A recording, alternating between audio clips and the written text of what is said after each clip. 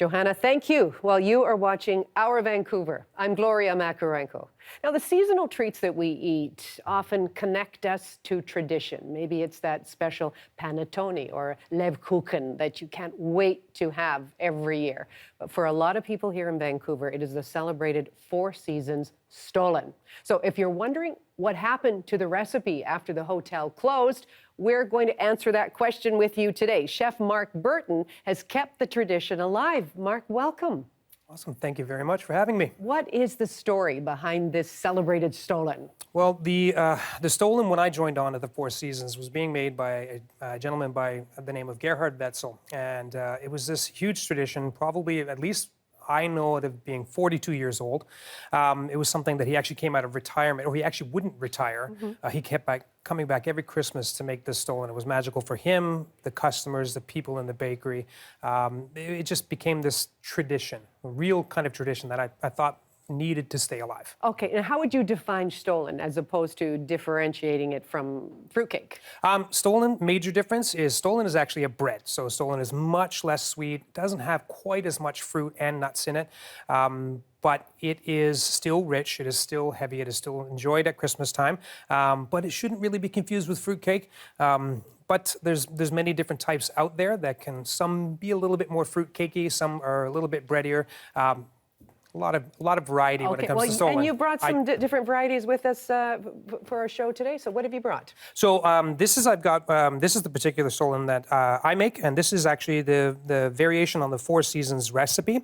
And then I've got a couple other stollens, different styles of stollens that are made throughout the city by various bakeries, just to kind of see the difference between the breads and how they can actually be made. Okay, so let's start with yours. So this is again, this is the stollen, or very, very similar to the stollen that has been made from the Four Seasons. They are baked originally, and these are some of the wooden frames that were actually baked in. I rescued these from the Four Seasons. You can put the wood in the oven? Absolutely. Okay.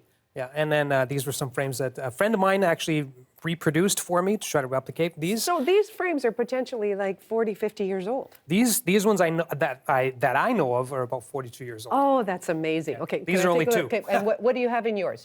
There's a marzipan in the middle. Yeah, big, healthy, generous portion of marzipan, golden raisins, almonds, and then of course a little bit of citrus fruit. Oh, that is gorgeous. But I see where you get that it's not full-on fruitcake, which is sort of soaked in alcohol or something. Yeah, Do you lasts put for alcohol 2 in yours years. sometimes? Pardon me? Do you put some alcohol in yours? The raisins are conditioned or soaked in rum, of course. Okay, I've got it. And what about this one here? So this is this is actually kind of mirrors a very particular type of stollen that is probably the most common stollen that you'll find in Vancouver, which is mirroring, it's called, I'm going to try to say this, Dresden stollen, which is made in a town in Germany that is very well known and is like actually a protected type of food. Okay. This is a little bit breadier, marzipan's a little bit less, different type of fruit, texture's a little bit different.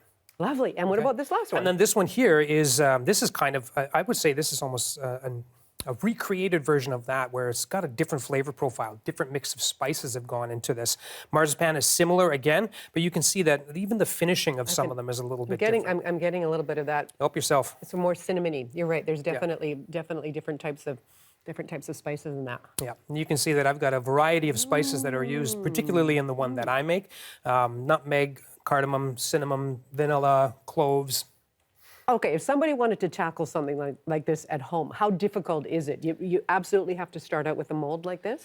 It depends. This particular type of stollen is actually called butter stollen. So it does contain quite a bit of butter, and I think that's, really what kind of I think at Christmas time, there's no limit. Of course, you're waiting all year. You can have a little bit, a lot. I mean, it's up to you.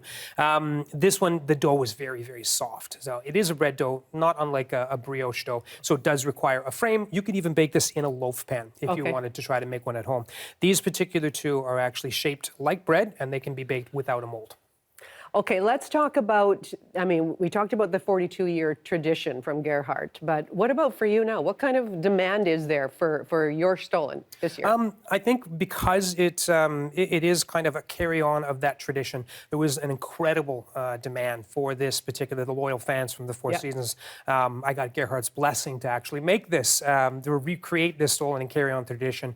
I also teach at Vancouver Community College, and the main purpose behind this was to really kind of of pass along this tradition, the importance of this type of stuff for the future Right. bakers. But So do you have a team? Do you do this on your own? I am a 100% solo operation.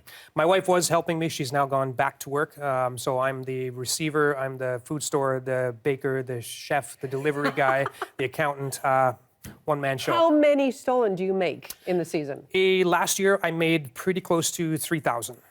So That's crazy. So your life is all about stollen. for the month, pretty much the entire month of December, yeah, that's it. It's crazy. What do you do for the rest of the year? Do I teach? You teach. And I try to relax a little bit, but yeah, it's pretty crazy. I love it. Would you take this kind of thing to a storefront or to a commissary in the future? I think there's a possibility of it, absolutely. It's something to kind of gravitate towards. I mean, obviously the demand is there. People are just, basically pound down the door trying to get some of this stollen. And every bakery across the city is the same way. Everybody loves stollen. Yeah, and what about shelf life for stollen? Like you're saying, it's got to be December. You couldn't start in June or July for something like this. No, most stollen are, because of the nature of the way that they're made, the fermentation, the soaked fruit, and the actual marzipan, a lot of them will actually stay good for an extended period of time, up to 3 months. Okay. As long as they're wrapped very well and stored in a cool, dark place like your refrigerator, and they freeze for up to a year. There's no way this is going to last 3 months in my house. I've already gone through 2 of my own. So, You've done it. Do you eat a lot more as you're baking? Not as I'm baking. I actually take the time, and I think it's really important. I take the time to enjoy it properly. I usually have a little coffee and a slice of stollen, usually like one a night, one little slice of stollen. I'm going to go down the street, get a little bit of coffee, and enjoy this at my leisure too. Thank you so much for coming in, and happy holidays to you, Mark. Happy holidays to you. Thank you for having me. It was really lovely.